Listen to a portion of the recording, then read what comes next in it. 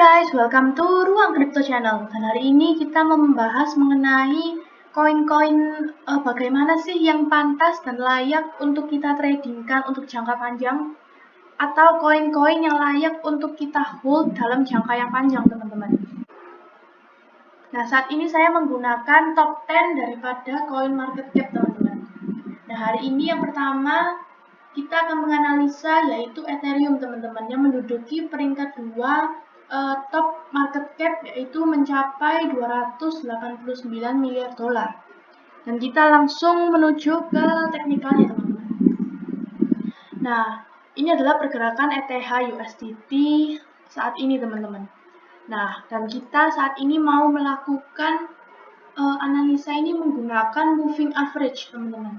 Nah, untuk teman-teman yang belum mengerti apa itu moving average itu adalah garis yang dibentuk karena adanya rata-rata pergerakan suatu harga dalam kurun waktu tertentu, teman-teman.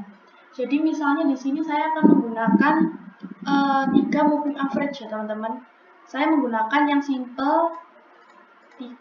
Nah, kita menggunakan moving average 50, kemudian moving average 100, dan juga moving average 200, teman-teman. Nah, yaitu kita menggunakan moving average mid to long term ya, teman-teman. Nah, di sini kita bisa melihat bahwa moving average ini berbentuk sebuah garis, teman-teman. Nah, garis ini terbentuk karena adanya rata-rata daripada 50 candle terakhir untuk moving average 50.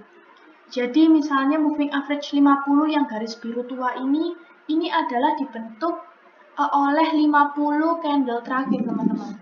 Jadi mungkin kalau misalnya dari jaraknya ini 26 April sampai sekarang itu berjumlah 50 candle, maka terbentuklah sebuah garis ini, teman-teman. Nah, begitu pula juga dengan yang 100 dan juga 200, teman-teman. Dan kita bisa tahu juga, mungkin bagi teman-teman yang masih kurang mengerti fungsi dan tujuan dari moving average itu apa sih? Jadi tujuan dari moving average ini bisa menentukan tren dari sebuah market, teman-teman. Jadi kita bisa mengetahui tren yang sedang berjalan sekarang ini apakah bullish, bearish, apakah sideways, mengetahui menggunakan moving average ini. Kemudian yang kedua, yaitu moving average ini digunakan untuk posisi kita masuk ke dalam suatu koin ini tersebut, teman-teman. Jadi moving average ini bisa digunakan sebagai patokan kita dalam titik entry dalam membeli sebuah koin, teman-teman. Nah, bisa saya contohkan di sini, kita geser ke samping dulu, lalu kita besarkan dulu ya, teman-teman. Nah, seperti ini. Nah, kita bisa lihat, teman-teman. Di sini ETH ini pernah mengalami downtrend, teman-teman. Mengalami downtrend pada bulan April 2018 ya, teman-teman. Dia mengalami downtrend seperti ini. Nah, mengalami downtrend seperti ini. Kemudian kita bisa melihat, teman-teman, dengan indikator moving average ini. Di mana moving average ini mengalami dead cross, teman-teman. Nah, dead cross itu apa? Di mana moving average 50 akan berada di bawah 100 dan moving average 100 akan di bawah moving average 200, teman-teman. Jadi urutannya itu yang paling atas ini yang kuning ini adalah 200, kemudian yang tengah ini 100, kemudian yang terakhir adalah 50. Yang menandakan bahwa perpotongan daripada moving average ini membentuk sebuah dead cross yang memberi sinyal bahwa harga akan mengalami penurunan atau downtrend. Sehingga seharusnya pada titik ini, teman-teman, pada saat membentuk sebuah dead cross, kita harus melepas koin kita atau kita menjual dahulu koin kita, teman-teman. Nah, kemudian di sini dia mengalami sedikit sideways, teman-teman. Di sini ada sideways dia sebelum akhirnya dia melakukan penaikan kembali, teman-teman. Nah, lalu kapan sih titik kita bisa entry atau membeli ETH ini? Nah, di sini kita melihat, teman-teman, bahwa pada saat bulan Juni 2020 ini, ETH ini membentuk sebuah golden cross, teman-teman. Nah, Golden Cross itu seperti apa sih teman-teman? Golden Cross itu perpotongan antara MA yang membuat MA 50 ini akan berada di atas MA 100 dan juga MA 100 ini akan berada di atas MA 200. Dengan kebalikan dari dead cross ini kan teman-teman. Tadi kan MA 50 pada saat dead cross ini dia berada di paling bawah. Nah, sedangkan pada saat golden cross, MA 50 ini berada di paling atas teman-teman. Nah, jadi pada saat melakukan persilangan ini, kita bisa mulai entry dalam membeli koin ini teman-teman. Nah, bisa kita lihat sampai dia naik terus, dia belum melakukan dead cross teman-teman. Masih naik terus, di mana MA 50 masih berada di atas 100 dan 100 di atas 200 teman-teman. Nah, hingga saat ini juga masih belum membentuk dead cross teman-teman. Yang artinya bahwa kita masih bisa hold koin ini untuk jangka yang lebih panjang lagi teman-teman. Nah, jika seandainya mungkin beberapa bulan atau beberapa tahun lagi Ethereum ini melakukan dead cross. Dead cross-nya mungkin seperti ini teman-teman. Bahwa MA 50 ini akan berada di bawah, kemudian MA 100, kemudian MA 200 teman-teman. Nah, jadi kurang lebih seperti ini. Nah, jika ini terjadi seperti ini teman-teman, maka yang harus kita lakukan pada saat berada di persilangan dead cross ini, kita adalah melepas aset kita teman-teman. Nah, kemudian yang kedua kita akan coba lagi menganalisa yaitu XRP ya teman-teman, yang menduduki top 6 koin market cap dengan total 42 miliar dolar teman-teman. Nah, kita bisa buka juga XRP USDT. Nah, jadi untuk kita mengetahui lagi, kita geser dulu teman-teman. Nah, kemudian kita bisa melihat teman-teman di sini.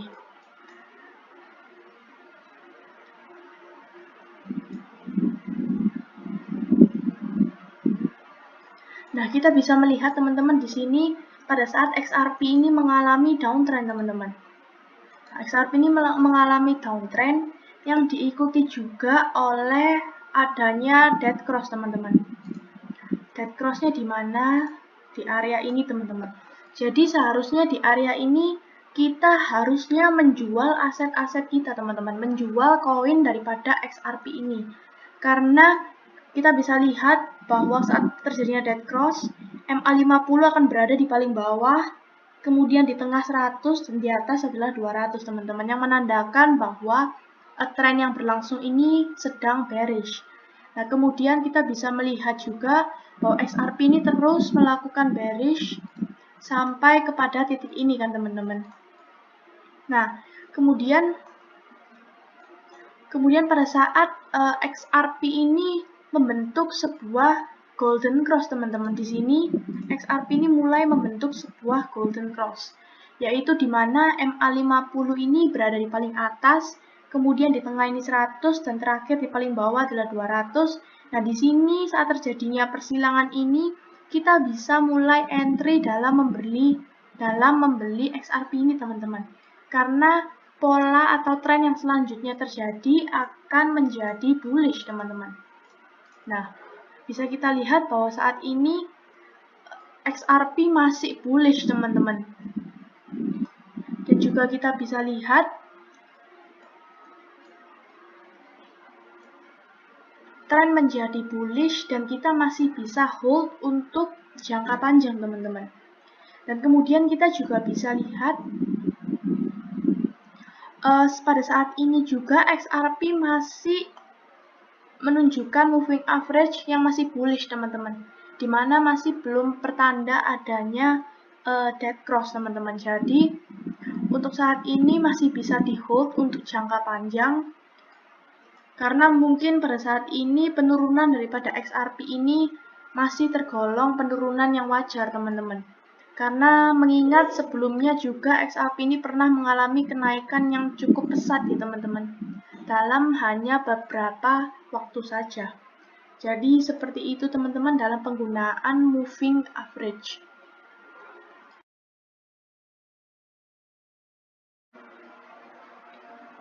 Kemudian update daripada Bitcoin USDT ini, kalau dari indikator MACD kita bisa melihat bahwa Bitcoin ini mau membuat golden cross, teman-teman.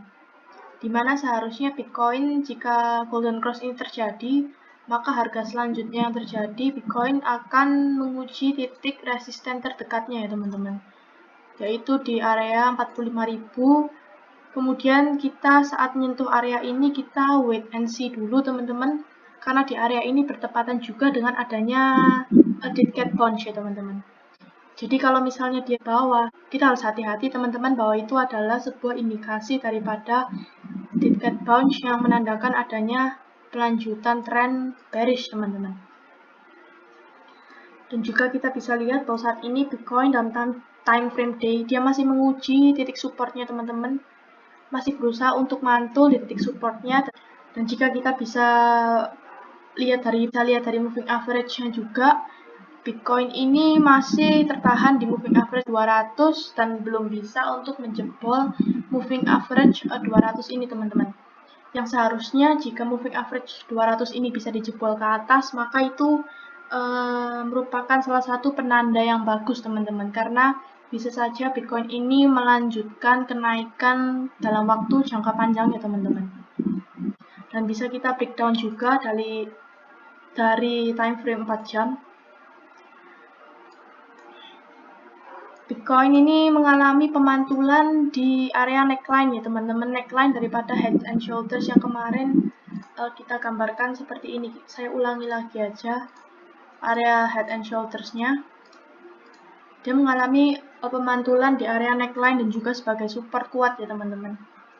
Jadi Bitcoin ini untuk saat ini, untuk sementara ini masih berusaha untuk kembali menyentuh area resistennya teman-teman.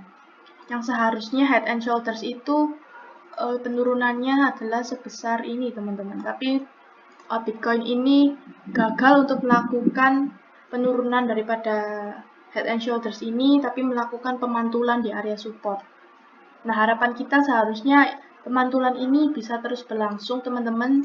Jadi pemantulan ini bisa berlangsung seperti ini, dan mungkin bisa kita lihat juga bahwa saat ini sebenarnya Bitcoin ini masih mengalami sideways teman-teman, masih mengalami sideways. Kita bisa gambarkan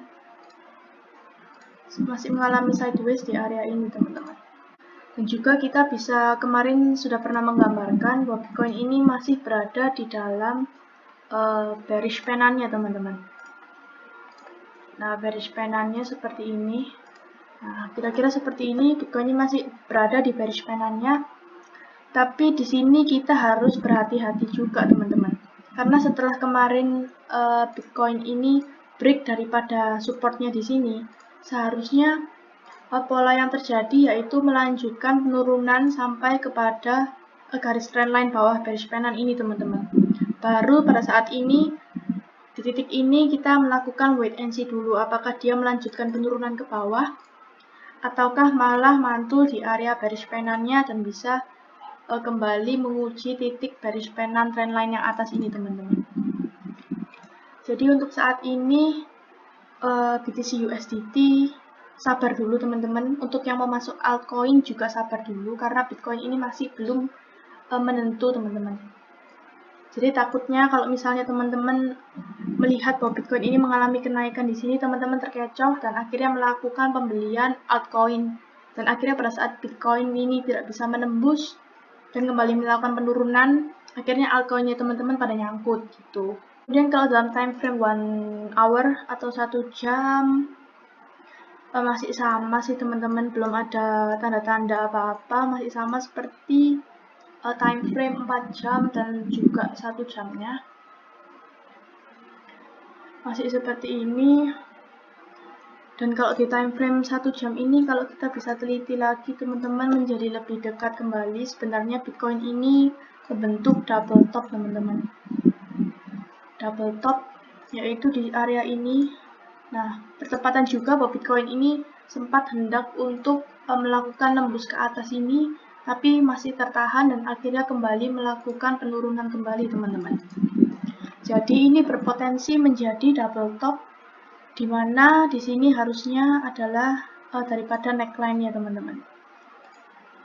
Nah, harapan kita harusnya Bitcoin ini bisa nembus ke atas ya teman-teman dan kembali menguji ke titik atasnya. Tapi kalau misalnya ini tidak berhasil untuk menembus area double top-nya ini, maka kemungkinan terjadi akan melakukan penurunan hingga ke neckline-nya ini. Tapi kalau neckline-nya ini juga dijebol, berarti kemungkinan selanjutnya akan menguji titik support yang bertepatan juga dengan garis bawah daripada bearish pennant teman-teman.